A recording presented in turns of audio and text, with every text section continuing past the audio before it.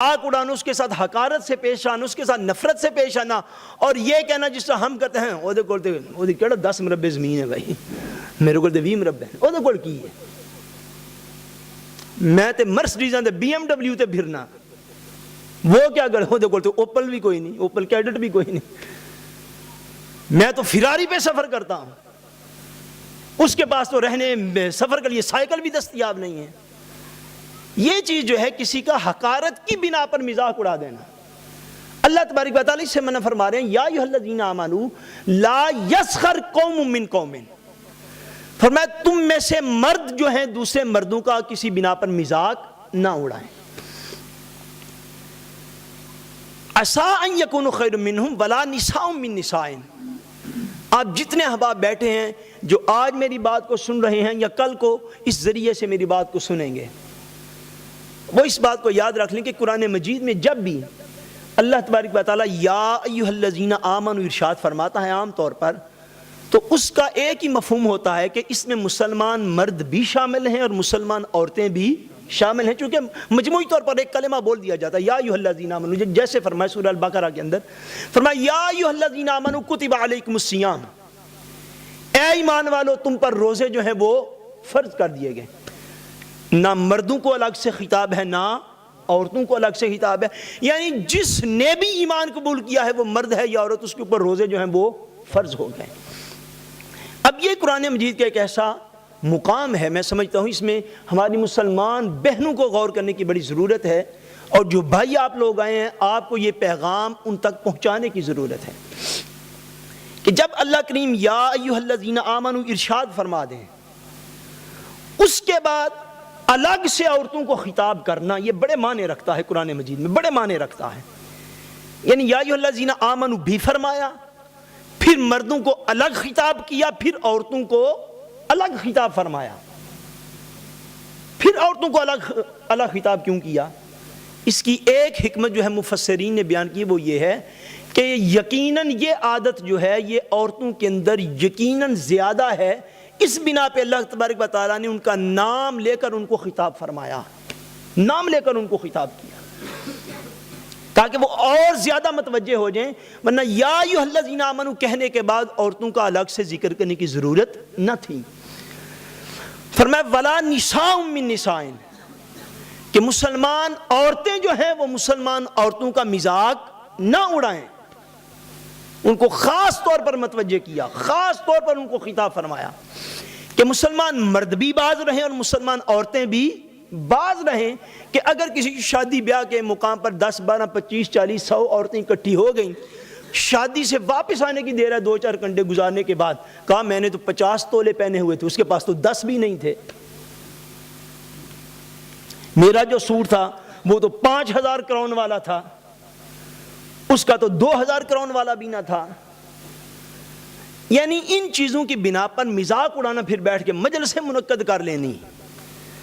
اور محفلیں بپا کر لینی اور ایک بندے کو ہٹ اور ٹارگٹ کر لینا، پھر اس کے مذاق اڑاتے رہنا، اس نے تو اس طرح کا میک اپ کیا تھا جیسا ہماری بہنیں کرتی ہیں، اس نے تو اس طرح کے کپڑے پہنے تھے، اس نے تو اس طرح کی جیولری پہنی، میری تو اتنی اعلیٰ تھی، اتنی شاندار تھی۔ اس بنا پر مذاق اڑانا کسی کا، اللہ تبارک و تعالیٰ فرما رہے ہیں کہ نہ تو مسلمان مرد ایک دوسرے کا مذاق اڑائیں اور نہ ہی مسلمان عورتیں ہی ایک دوسرے کا مذاق اڑائیں۔ کیوں نہ اڑائیں؟ ایک حکمت اللہ کریم نے خود اس مقام پر بیان فرما دی، فرمایا سبب اس کا یہ ہے، دونوں کا الگ الگ بیان فرمایا، فرمایا یا ایھا الذین آمنوا لا یسخر قوم من قوم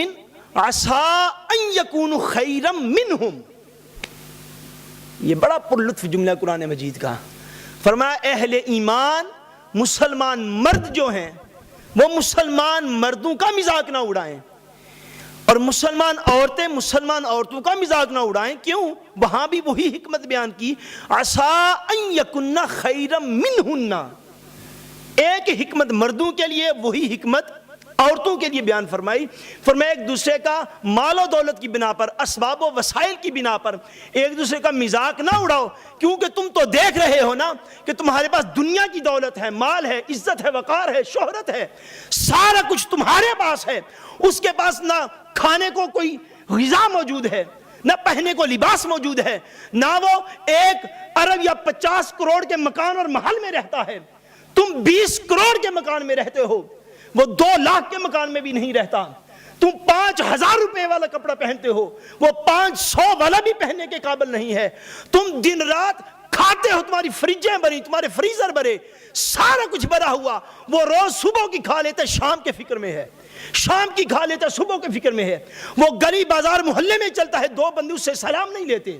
تم جاتے ہو, لوگ تمہاری گاڑیوں کے طواف کرتے نظر آتے ہیں. فرمایا یہ سارا کچھ جو تمہیں نظر آ رہا ہے یہ معاملہ الگ ہے, مگر اگر اس بنا پر تم نے کسی کا مذاق اڑا دیا تو سن لو, سمجھ لو, عسیٰ یکون خیر منہم, کہ جس کا مذاق اڑا رہے ہو پاسبل ہے کہ وہ اللہ کی بارگاہ میں تم سے زیادہ عزت رکھتا ہو.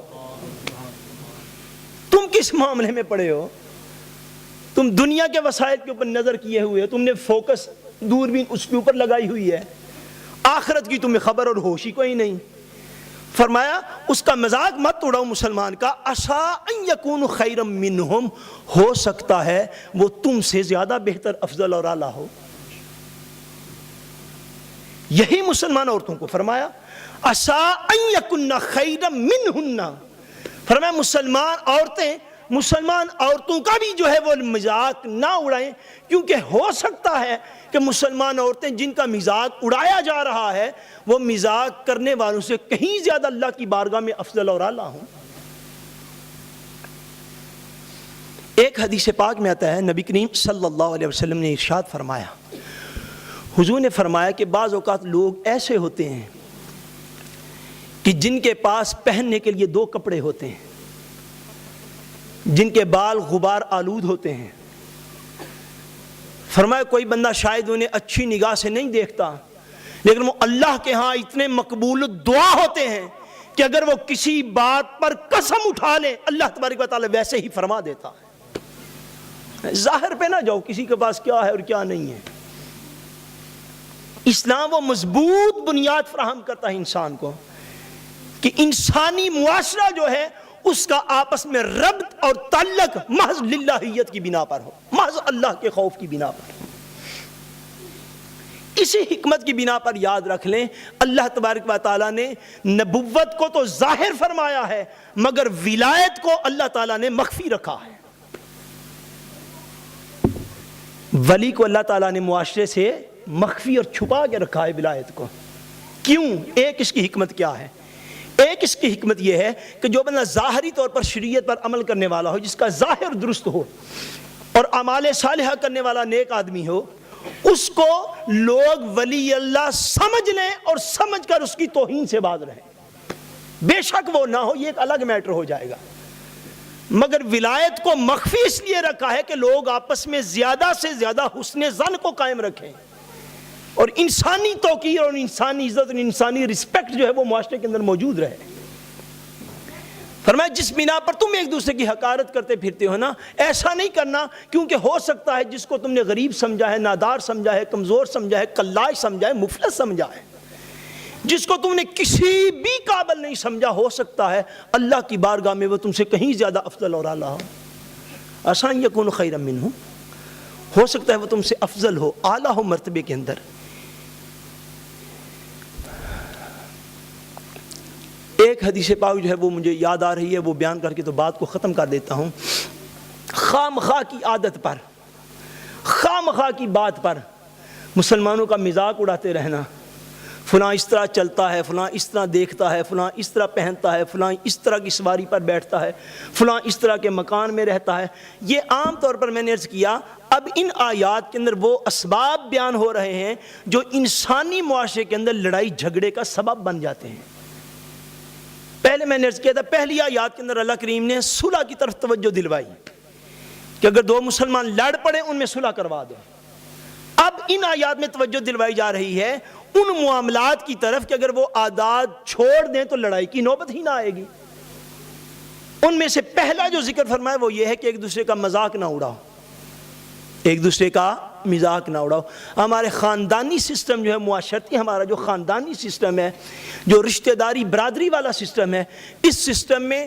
کئی پریاں اس وجہ سے پڑ جاتی ہیں کہ فلاں نے اس جگہ پر بیٹھ کے یہ بات کی تھی تمہارے متعلق. ہوتا یا نہیں ہوتا بولیے؟ فلاں نے تو یہ کہا تھا, بھائی تم شادی تے لے کے کی آیا سا, اساں ویکھیا نہیں تو کل دا ختم کیویں دا پڑھایا سی.